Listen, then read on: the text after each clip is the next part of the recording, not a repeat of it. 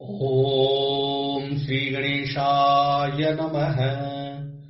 ॐ गजाननं भूतगणाधिसेवितं कपितजम्बूफलचारुभक्षणम् उमासुतं शोकविनाशकारकं नमामि विघ्नेश्वरपादपङ्कजम्। नमो देव्यै महादेव्यै शिवायै सततं नमः। नमः प्रकृते भद्रायै नियताः प्रणताः स्मताम्। ॐ गणेशाम्बिकाभ्यां नमः। ॐ हनुमाञ्जनी सुनुर्वायुपुत्रो महाबलः रामेष्ठः फाल्गुंसकः पिङ्गाक्षो अमितविक्रमः उद्धीक्रमणश्चैव सीताशोकविनाशनः लक्ष्मणप्राणदाता च दशग्रीवस्य नृपाः द्वादशैतानि नामानि कपीन्द्रस्य महात्मनः स्वापकाले प्रबोधे च यात्राकाले च य पठेत् तस्य सर्वभयं नास्ति रणे च विजयी भवेत्। नमस्तेस्तु महावीर नमस्ते वायुनन्दन विलोक्य कृपया नित्यं त्राहि माम भक्तवत्सल। अनेनोपचार पूजनेन श्रीमारुतिनन्दन हनुमान् प्रीयताम्। जय श्रीराम। आपदां हर्तारं दातारं सर्वसम्पदां लोकाभिरामं श्रीरामं भूयो भूयो नमाम्यहम्।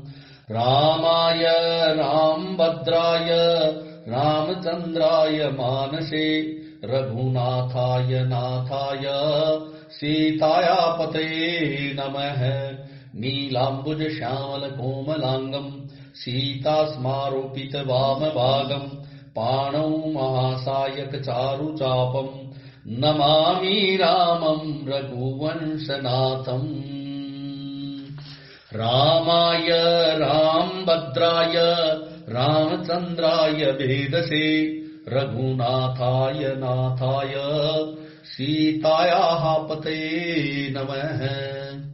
रामं रामानुजं सीतां भरतं भरतानुजं सुग्रीवं वायुसूनुं च प्रणमामि पुनः पुनः।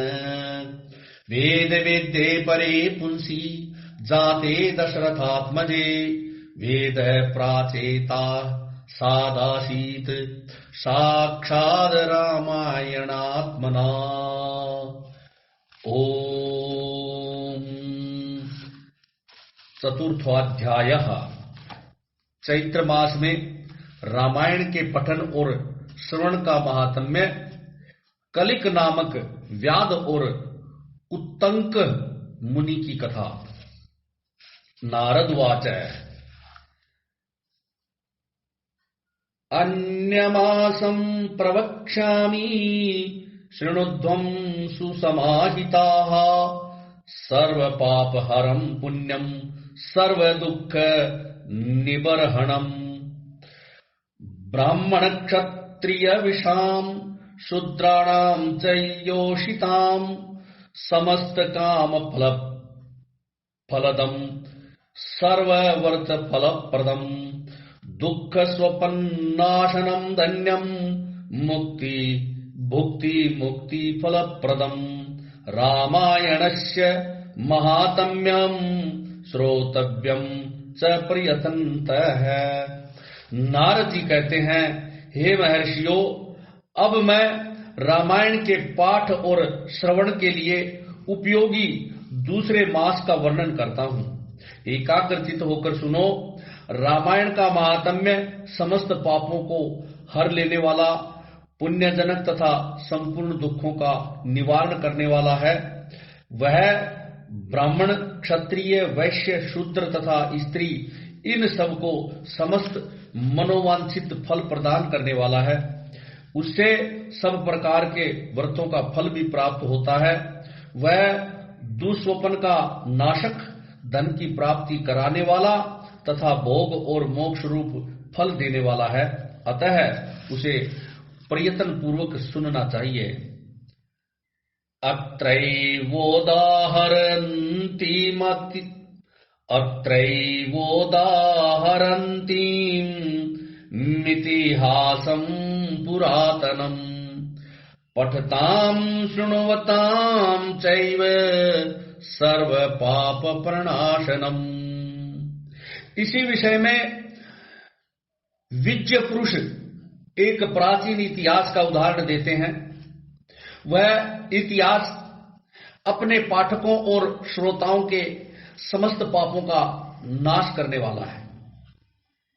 आसीत पुरा कलियुगे कली को नाम लुब्धक है परदार पर द्रव्य हरणे सततम रत है।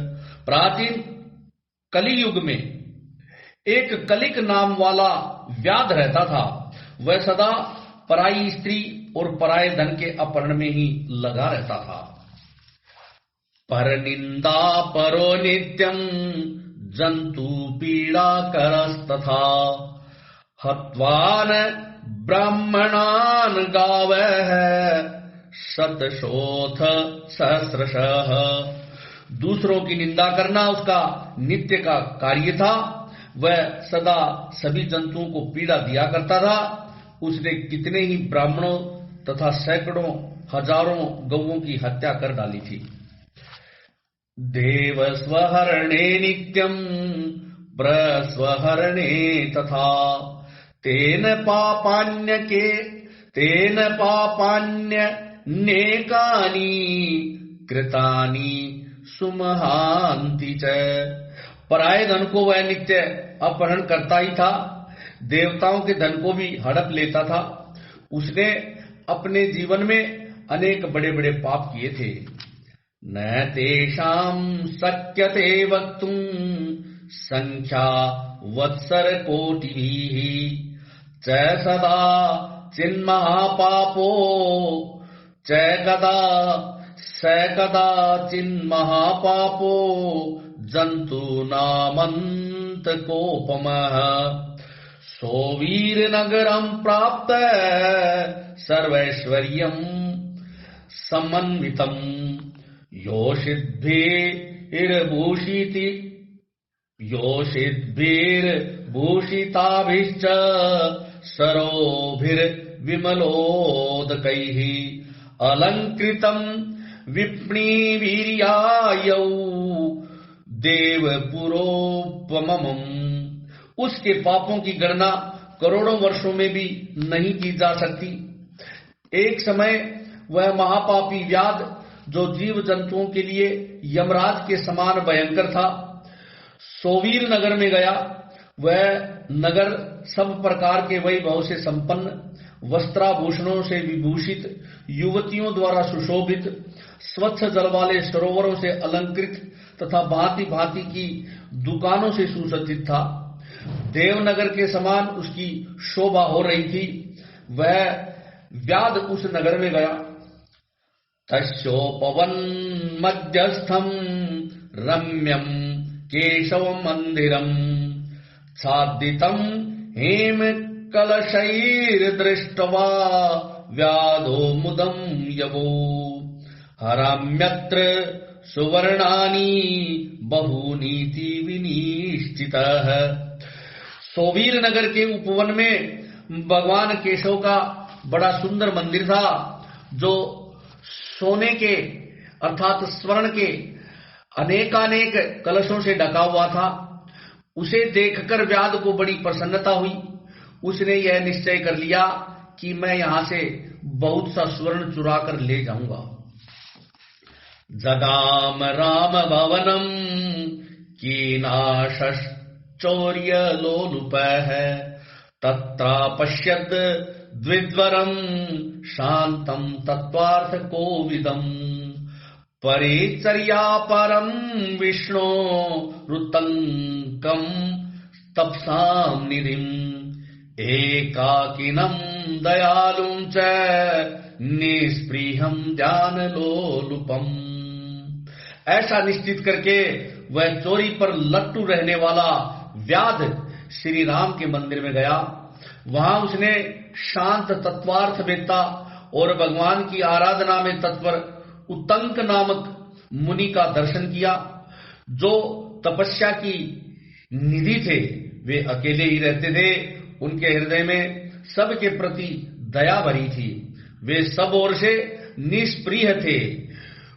उनके मन में केवल भगवान के ध्यान का ही लोभ बना रहता था। दृष्टवासो लुब्धको मेने तम चौर्यस्यान्तरायिणम् देवस्य द्रव्यजातं तु समादाय महानिशि। उन्हें वहां उपस्थित देख व्याध ने उनको चोरी में विघ्न डालने वाला समझा। तदनंतर जब आधी रात हुई तब वह देवता संबंधी द्रव्य समूह लेकर चला। उत्तंकम हंतुमारेभ्ये उद्याति शिरमोद्धतः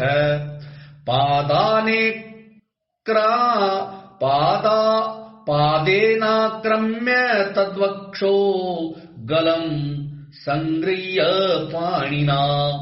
उस मदोन्मत्त व्याध ने उत्तंक मुनि की छाती को अपने पैर से दबाकर हाथ से उनका गला पकड़ लिया और तलवार उठाकर उन्हें मार डालने का उपकर्म किया अर्थात प्रयत्न किया। हंतु कृतम अतिम व्याधम उत्तंको प्रेक्ष चाब्रवीत। उत्तंक ने देखा व्याध मुझे मार डालना चाहता है, जो वे उससे इस प्रकार बोले। उत्तंक उवाच भो भो साधो वृद्धा माम त्वं हनिष्यसि निरागसम। उत्तंक ने कहा, ओ भले मनुष्य, तुम व्यर्थ ही मुझे मारना चाहते हो। मैं तो सर्वथा निरपराध हूं। मया किमं पराधं ते तद्वद त्वं च लुब्धक। कृतापराधिनो लोके हिंसां कुर्वन्ति यत्नतः न हिंसन्ति वृथा सौम्य सज्जना अप्यपापिनम्। लुब्धक, बताओ तो सही, मैंने तुम्हारा क्या अपराध किया है? संसार में लोग अपराधी की ही प्रयत्न पूर्वक हिंसा करते हैं। हे सौम्य, सज्जन निरापराध की व्यर्थ हिंसा नहीं करते। विरोधिष्वपि मूर्खेषु निरीक्षा व्यवस्थितान् गुणान् विरोधम नाधिगच्छति सज्जनाः शांतचेतसः।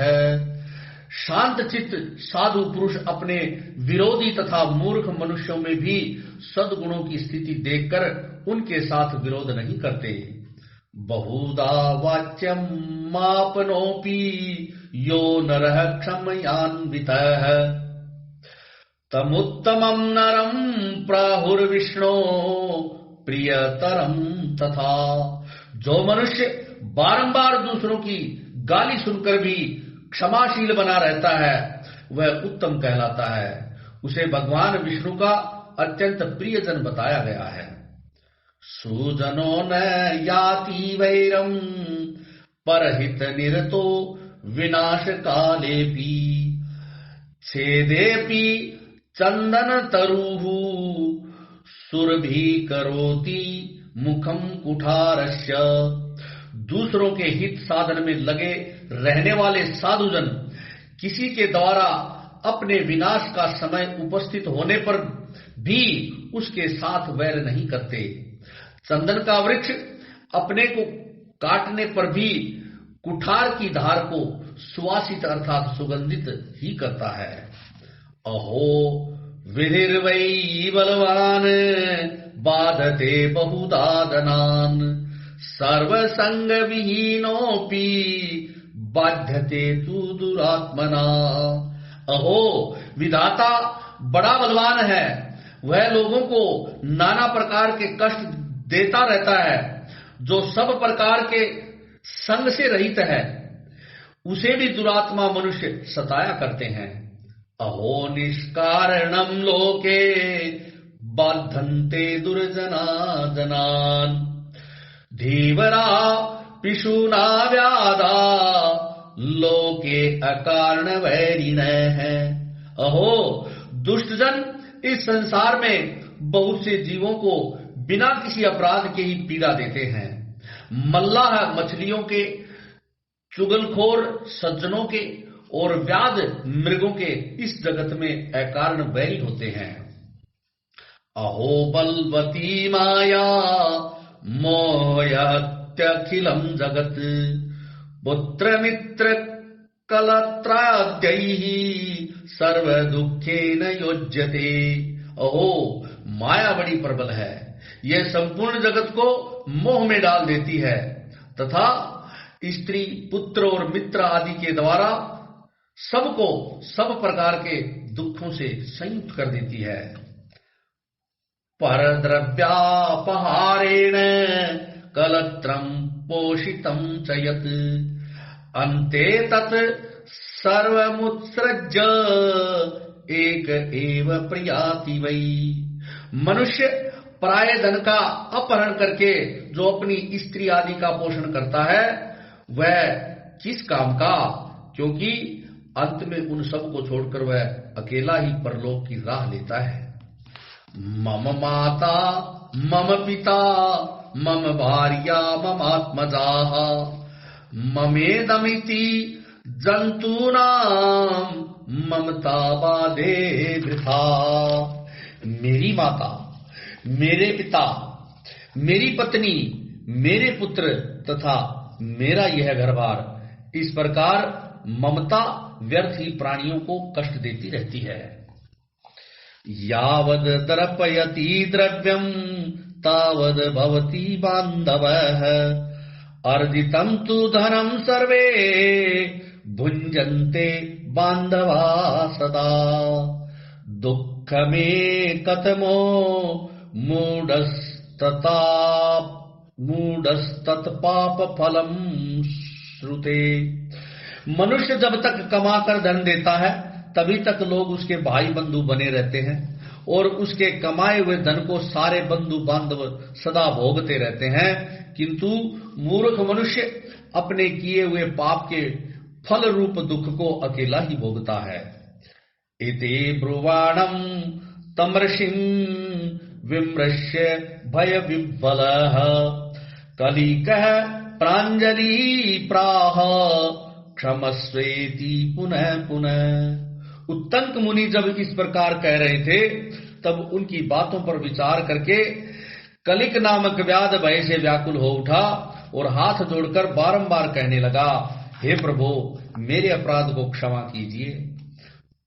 तत्संगस्य प्रभावेण हरे सन्निधि मात्रतः गत पापो लुब्धकश्च सानुतापो भवध्रुवम्।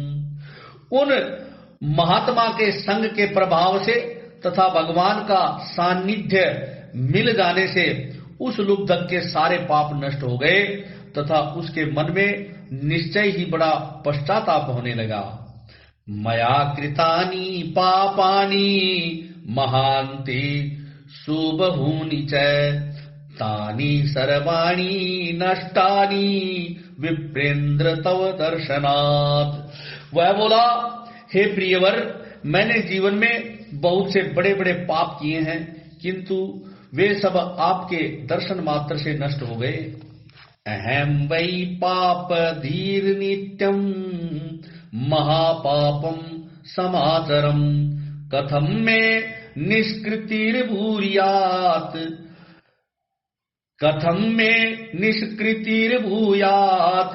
कमयामी शरणम विभो।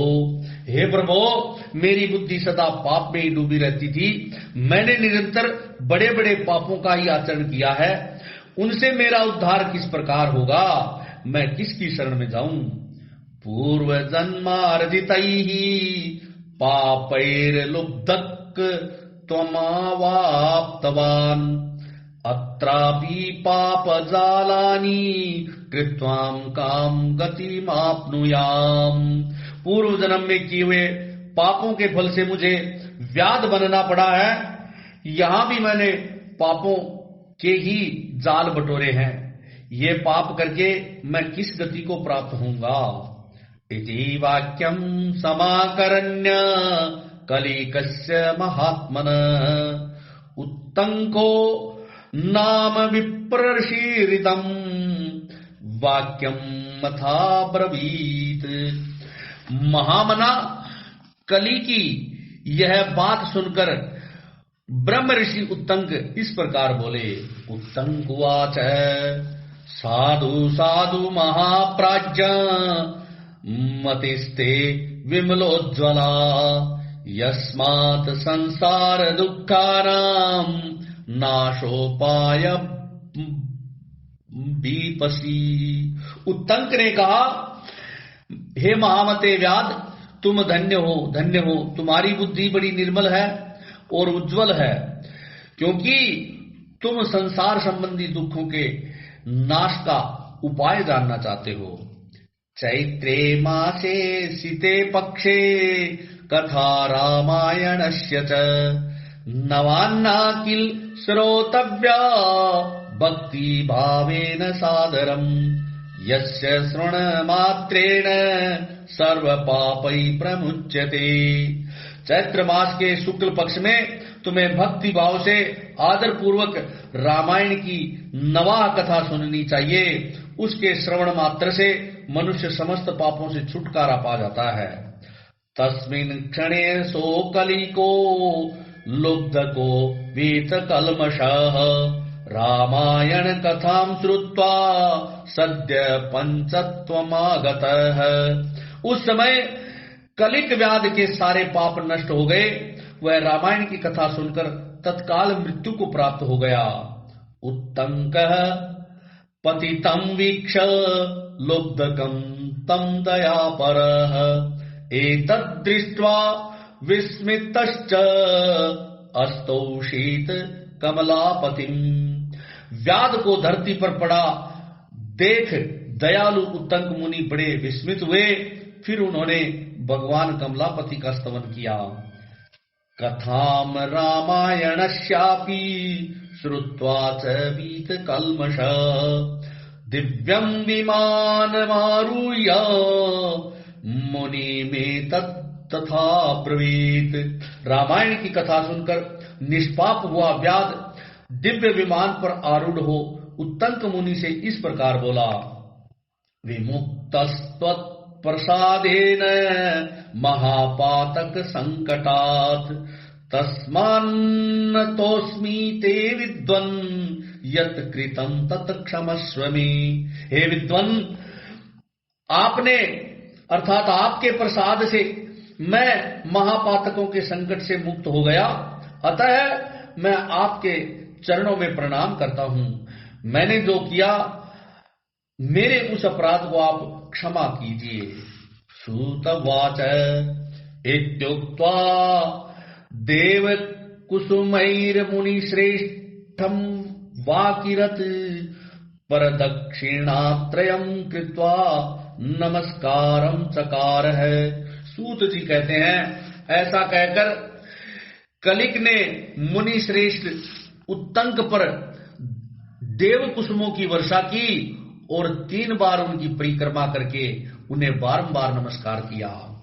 ततो विमानारुह्य सर्व काम समन्वितम् अप्सरोगण संकीर्णम् प्रपेदे हरि मंदिरम। तत्पश्चात अप्सराओं से भरे हुए संपूर्ण मनोवांछित भोगों से संपन्न विमान पर आरूढ़ हो वह श्री हरि के परम धाम में जा पहुंचा। तस्माच्चरणोध्वं विप्रेन्द्रा कथाम रामायणस्य च चैत्रे मासे सिते पक्षे श्रोतव्यं च प्रयत्नतः नवान्ना किल रामस्य रामायण कथामृतम। अतः हे विप्रवरो, आप सब लोग रामायण की कथा सुने।